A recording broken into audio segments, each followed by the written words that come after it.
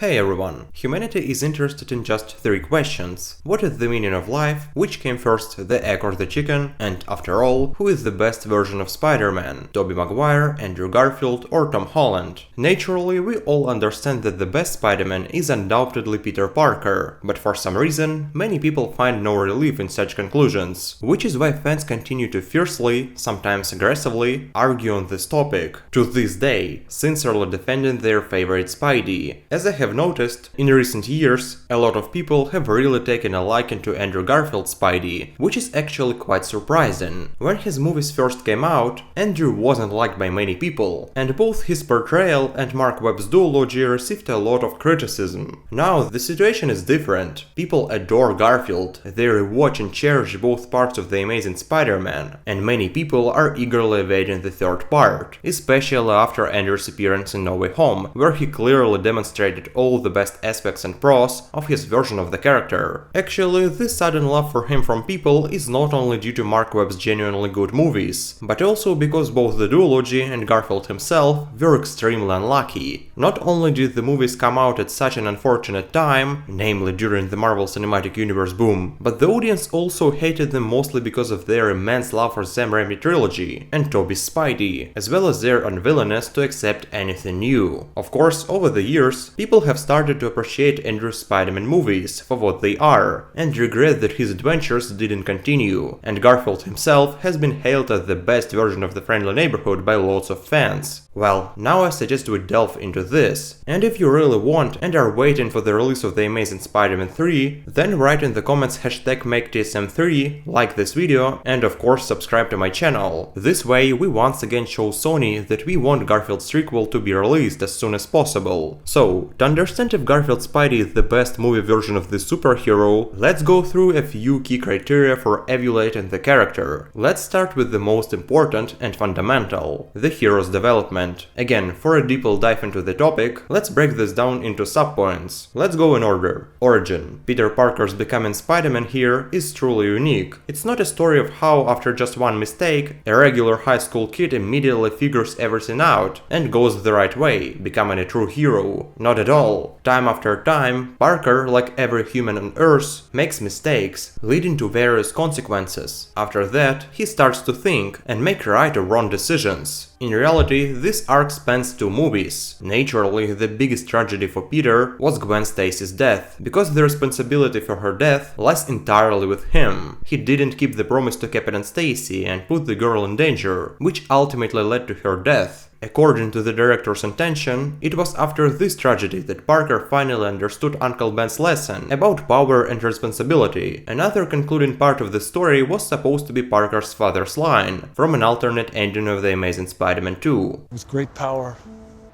comes great responsibility.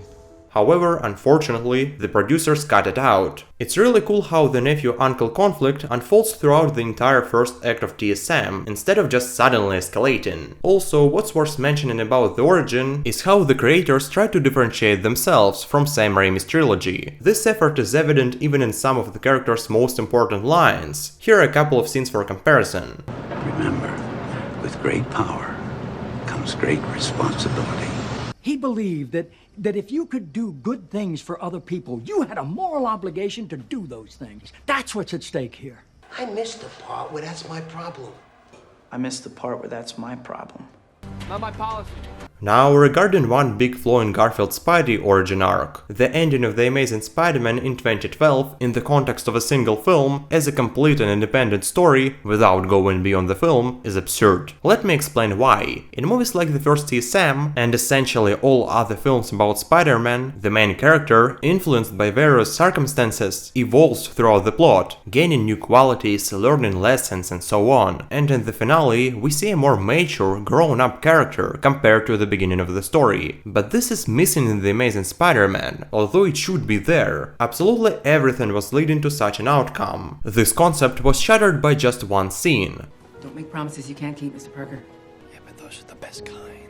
On one hand, such an ending undermines the essence of the film's plot and doesn't provide a logical or correct conclusion to the cohesive and seemingly independent story, meaning Peter remains an immature boy, as he was in the beginning of the movie. On the other hand, it is this ending of the first film, according to Mark Webb's intention, that makes the storyline connected to Gwen's death much stronger and more emotional. Overall, I will make a separate video on this topic, entirely dedicated to the question, so give it a like if you want to see it soon. Now let's move on to the next point, the character's personality. The portrayal of the local Peter, thankfully, isn't exaggerated. He's not some hardcore nerd that nobody wants to sit next to on the bus. Parker here isn't the shy, awkward geek. He skateboards, talks calmly with Gwen, and even helps weaker kids defend themselves from bullies, although he knows he will get punched in the face too. Yes, he is vengeful, somewhat inexperienced, often stumbles, but still a human and down-to-earth guy. It's for these qualities that Garfield's character earned so much love from many people. Superhero activity. It's worth discussing how Spidey fights crime, and what methods he uses. Remember, Peter became the real Spider-Man during the bridge scene, when he made his first right choice. Before that, he was just a masked Avenger, pursuing personal goals. In my opinion, Spider-Man isn't the kind of hero who solely defeats enemies with brute force. Parker always uses his intelligence, wisdom, and the power of words as his main weapons. Does Andrew Spidey have that? Partly. Unfortunately, he didn't even try to persuade anyone to the good side. Quite the opposite. He only provoked villains with his jokes during fights. But Peter's intelligence was often used. He invented web shooters, tactically defeated the Lizard and Electro. Overall, he showed his brilliance throughout the entire duology, so he gets a big plus for that. By the way, this leads to the next criteria. Villains. Without a good villain, there won't be a good hero. Unfortunately for the Amazing Spider-Man, this is its weak point. Let's remember each of Parker's enemies from the two movies. The Lizard. Not too bad, but actually quite secondary. It's like they copied him from the Green Goblin. A failed experiment, went crazy, split personality, and weird plans to take over New York. Also, he's not connected to the main hero either ideologically or thematically. There is no personal conflict between them, but there is a pretty decent motivation in the first half of the movie. Overall, just average. Electro. Without a doubt, the worst villain from all the Spider-Man projects. Let's just say terrible character is terrible in every way. Harry Osborn, the best antagonist of the duology, clear motives, understandable actions, an interesting backstory, and most importantly, a personal conflict with Peter. Heck, he practically killed Gwen. However, unfortunately, he didn't get enough screen time, which didn't work in favor of the Amazing Spider-Man, the Rhino. Well, let's just move on from that one.